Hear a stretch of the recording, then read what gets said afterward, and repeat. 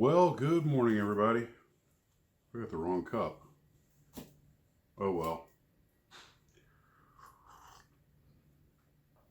Apologies. Uh, this is actually a souvenir cup I got when I was visiting Alaska, um, some years ago. And well, you know what? Since I mentioned Alaska, I'll tell you about one of the coolest little hobby shops I ever went to. We were in Anchorage. Now, I'd been to Alaska before when I was in the Army, but I'd been up around Fairbanks and on Eielson Air Force Base, which ironically was where my dad had been based when he was in the Air Force during the Korean War. Anyway, um,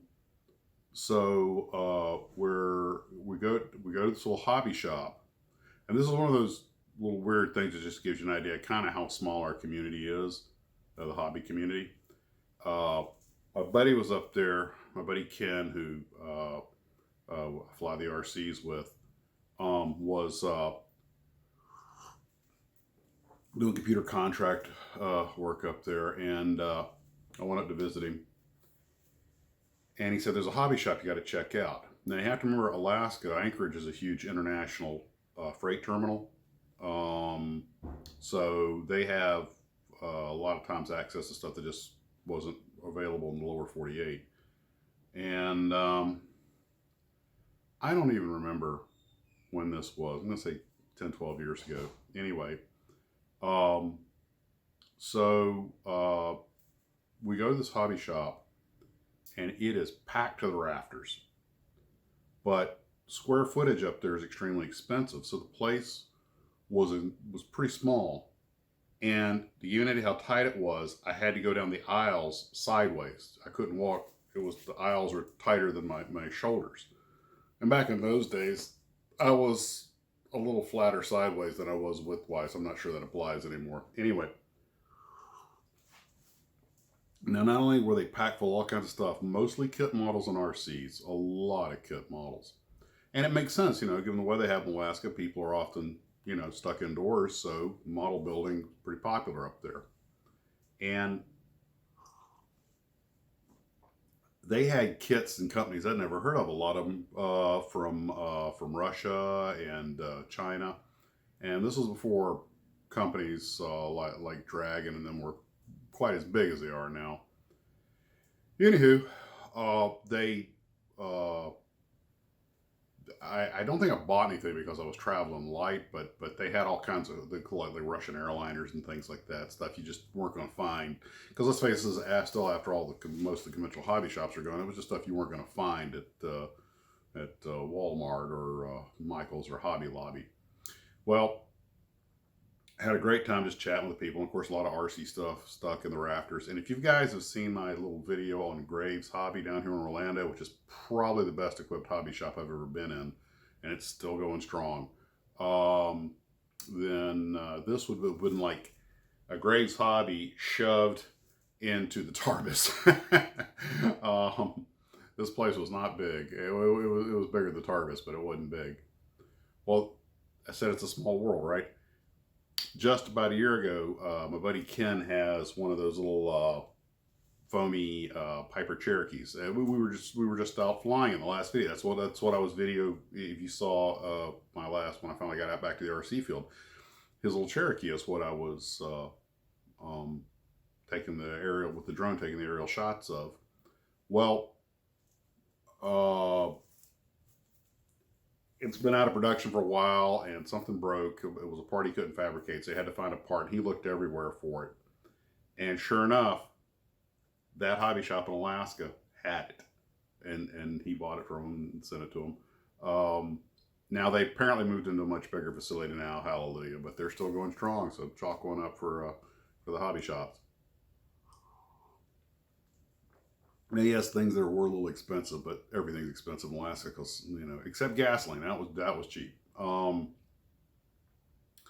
So something else I thought I would talk about today.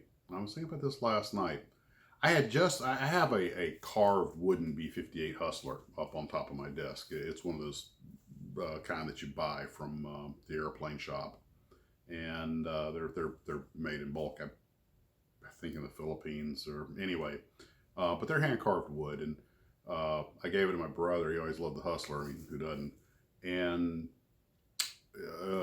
he cut the. He's a lawyer. He cut the nose spike down real short and flat because it was so long and pointed. He was afraid someone was going to hurt themselves. You could have used that thing as a weapon because they use a metal spike in those wooden models, so it won't break. So you could have used that thing as a weapon. Anyway,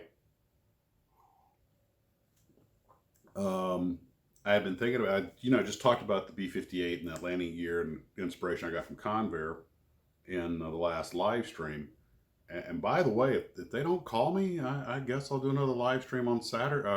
Yeah, Saturday. I'll plan to do another live stream on Saturday if nothing happens, if I'm floating around. So anyway, I've been thinking about the B-58 lately, and I'd talked about that big fuel tank that had the nuke in it. And sure enough, I imagine a lot of you guys are probably familiar with a YouTube channel called Dark Docs. It's a guy who does 3 of them. He does dark footage, dark docs, and dark skies. No, I'm sorry, it was dark skies he did. Anyway, he's got a great narrating voice, and his information's good. I have caught a few mistakes, and a lot of time he just uses stock footage. So a lot of times there's discontinuity, but he'll put down there, dramatization or simulation. So I see a lot of people in the comment section kind of rip him apart for that. And he probably could use a little more attention to detail on that, but I don't, doing these things myself, I'm like, I'm not going to pick on the guy. The main thing is what he's narrating. The content of his information is usually pretty correct. I hear some mispronunciations of places I've been or something like that. It's still, they're fun to watch. Now look who's being the nitpicky guy. Bad backs. Ooh, kind of like that. Ooh. Wake up.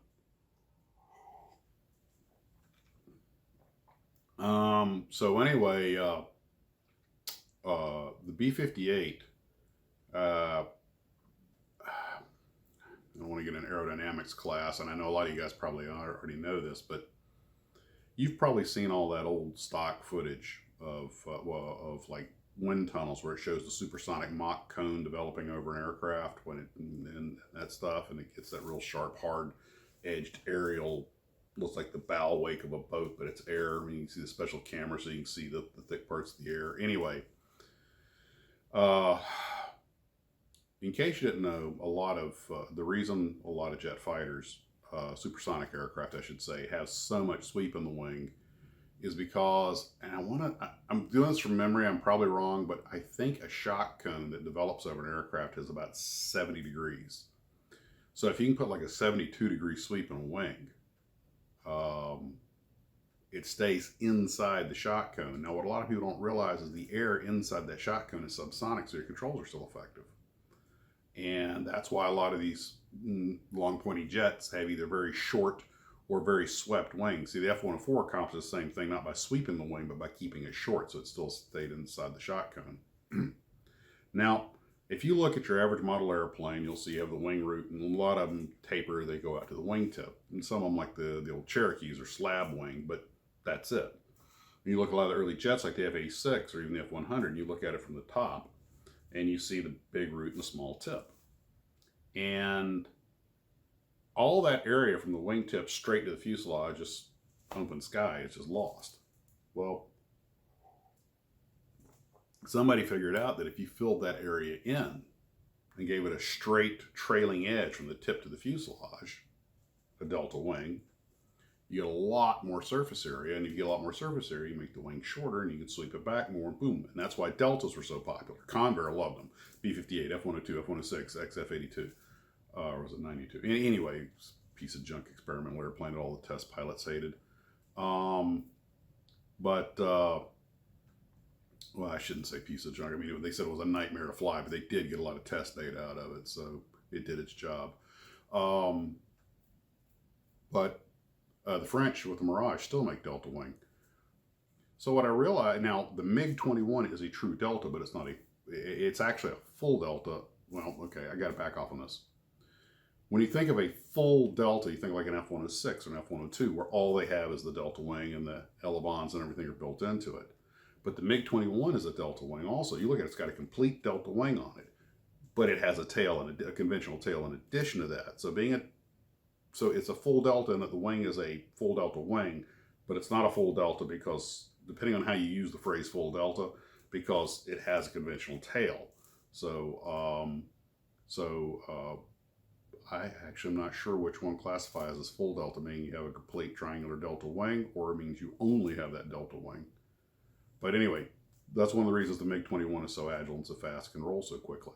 And I just think delta wings are beautiful. I've got 1, 2, 3, 4, I got 4, 5, 6 delta wing models.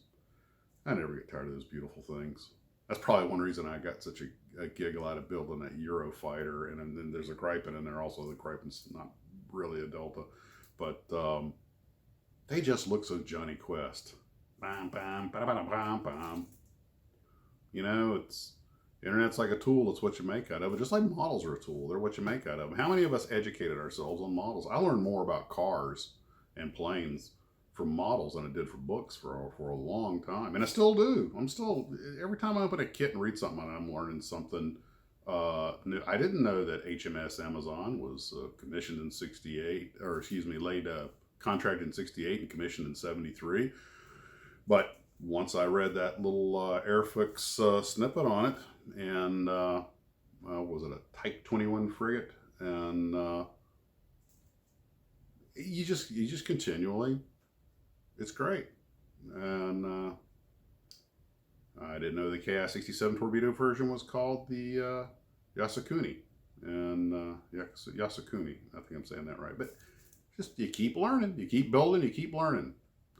And this already went longer than I expected.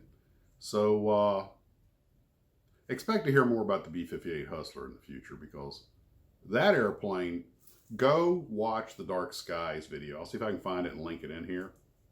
Go watch that. Even if you already know the B-58 Hustler, he's got some great footage in there. It shows the nuke and the fuel tank laid out side by side, so you can see how one fits in the other and everything. And it's just, like I said, I think it was on the live stream. This is the day when men drank whiskey by the water glass, smoked Lucky Strike unfiltered, and flew around in Mach 2 jets that carried a nuclear bomb inside a fuel tank. Manly men. Alaska. See you guys later. Model on. Yes, my master. I hear and obey.